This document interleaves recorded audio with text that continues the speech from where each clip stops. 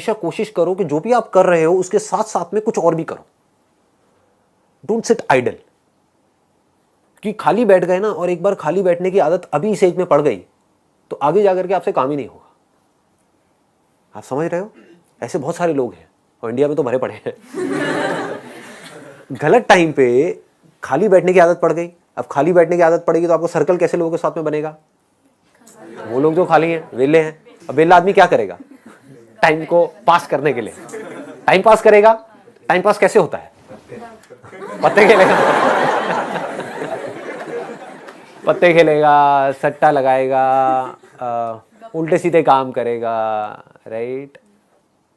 ये सब मिलता जुलता है, पत्ता, सट्टा, सुट्टा। इन टा से बच के रहो जी आप। समझ आ रहा है मैं क्या कह रहा हूं? Does it make sense? कि अगर आप खाली हो गए, चॉइस आपके हाथ में है। एक ऐसा करियर चूज कर लिया जहां पर कि आप गए, कुछ क्लासेस अटेंड करी और उसके बाद में खाली हो। अब आप कह रहे हो कि यार सही है, खाली टाइम है तो अब टाइम पास करो। This is one option that you have got. Second option क्या है कि खाली टाइम है, इसको यूटिलाइज करो।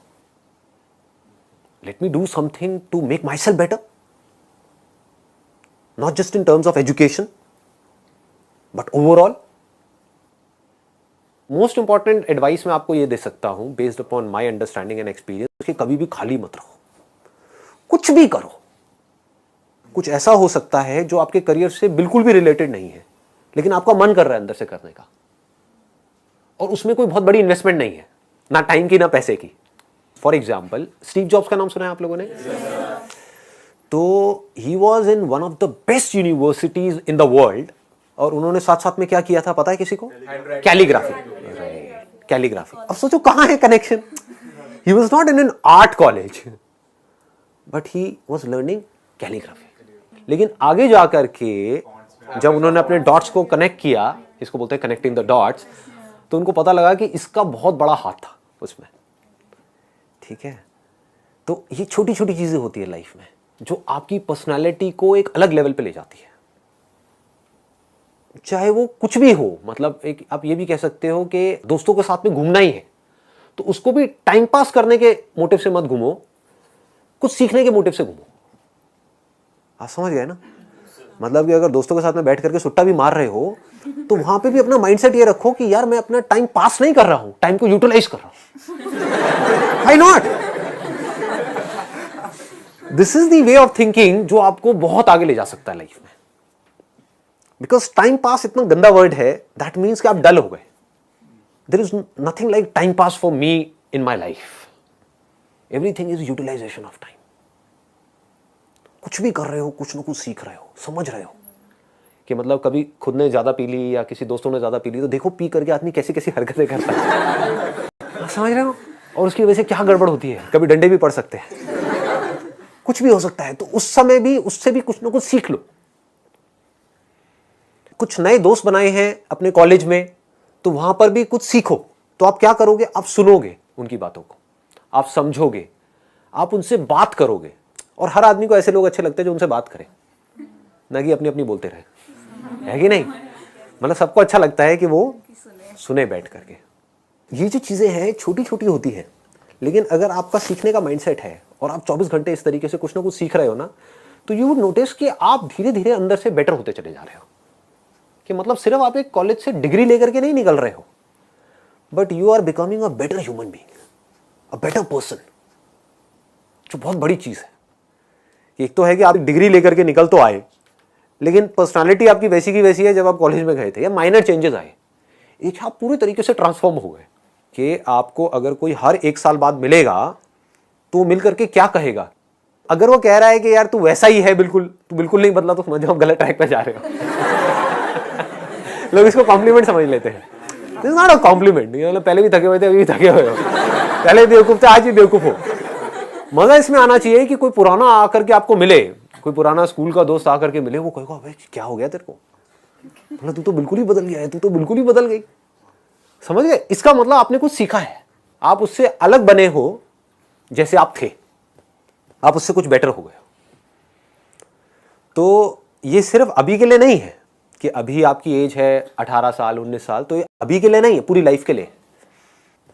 लेकिन पूरी लाइफ के लिए ये टिके कैसे रहोगे इस थॉट के ऊपर जिसकी मैं आपको बात कर रहा हूं कि कुछ ना कुछ सीखते रहना है।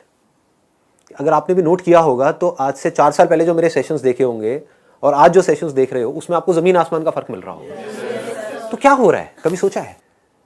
मैं कॉन्स्टेंटली ग्रो करता चला जा रहा हूं। मतलब आप अगर मेरे को अभी मिल रहे हो, अगर अगले 6 महीने बाद मिलोगे तो you would find a different person. कुछ लोगों को इसमें थोड़ा अनकंफर्टेबल भी लगेगा, वो कहेंगे यार ये तो कल कुछ कह रहा था आज कुछ कह रहा है, अरे मैं बदल गया भाई। समझ गए ना? That means I am growing, मेरी अंडरस्टैंडिंग बढ़ रही है। आई एम नॉट स्टैग्नेंट, मैं रुके हुए पानी के जैसा नहीं हूं जिसमें काई जम जाती है। मैं बहते हुए पानी के जैसा हूं, बह रहा हूं, बड़ी तेजी से बह रहा हूं, 24 घंटे सीख रहा हूं, समझ रहा हूं।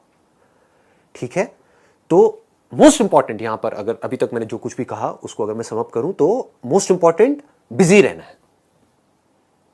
अगर आप कोई भी ऐसा काम कर रहे हो जहां पर आप कुछ भी सीख रहे हो, चाहे वो काम थोड़ा सा गलत भी है दुनिया की नजर में, क्योंकि करोगे तो वैसे भी लेकिन अगर सीख रहे हो तो वो गलत काम भी सही है। गलत काम क्या है मुझे बताने की जरूरत नहीं है, आप लोग ज्यादा अच्छे से जानते हो। बहुत तरह के गलत काम है इस दुनिया में।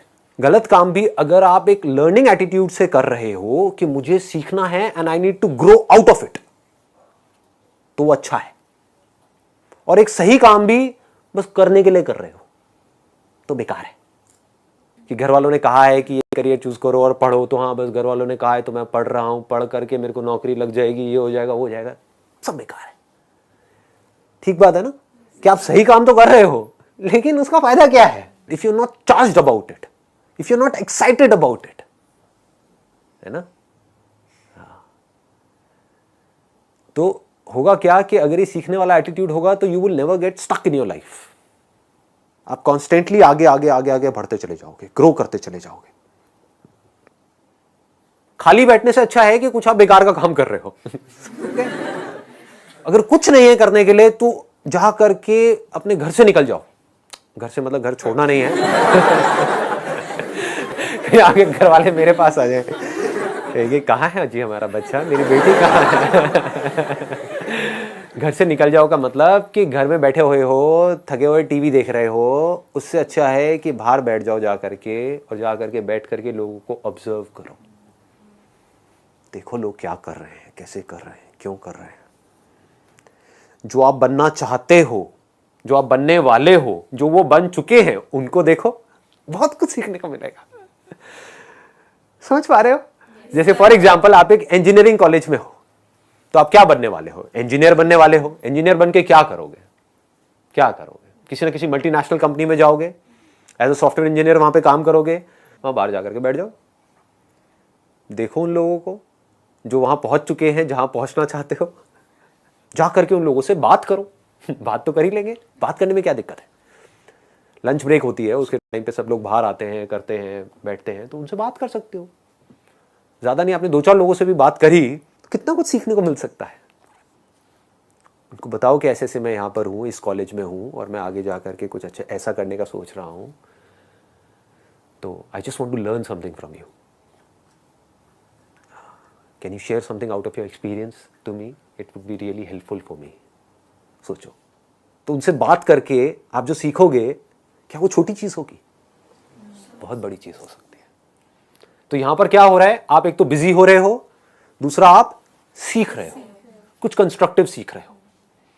तो हो सकता है उनसे बात करके आपको आइडियाज मिलेंगे कि जो तुम कर रहे हो सिर्फ उससे कुछ नहीं होने वाला, साथ में ये भी कर लो। तो now you have an as.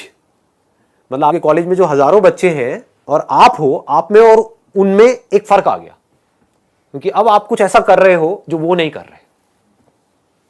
शायद वो समझ नहीं पा रहे, वो देख नहीं पा रहे, बट आप देख पा रहे हो, आप समझ पा रहे हो। तो इस तरह से आप अगर अपना ये माइंडसेट बना सको कि मुझे, चाहे मैं कुछ भी कर रहा हूं, एक तो मेरे को हमेशा अपने आप को बिजी रखना है और कुछ ना कुछ सीखते रहना है, सीखते रहना है, सीखते रहना है, then you will keep on growing and then this growing will become your habit. आदत पड़ गई, जैसे हर एक की अपनी एक आदत पड़ जाती है, वो आदत इसी एज से पढ़नी शुरू हो जाती है, आदतें अभी से पढ़नी शुरू हो जाएगी।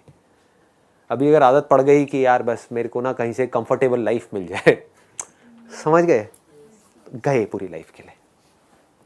मिल भी गई तब भी मरे, नहीं मिली तब भी मरे, नहीं मिली तो रोते रहोगे, और मिल गई तो कंफर्ट जोन में चले जाओगे, और कंफर्ट जोन बड़ा बोरिंग होता है।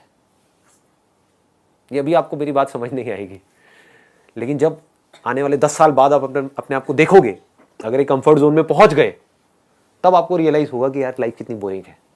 रिपीट होने लग जाती है लाइफ, सेम रूटीन चलने लग जाता है।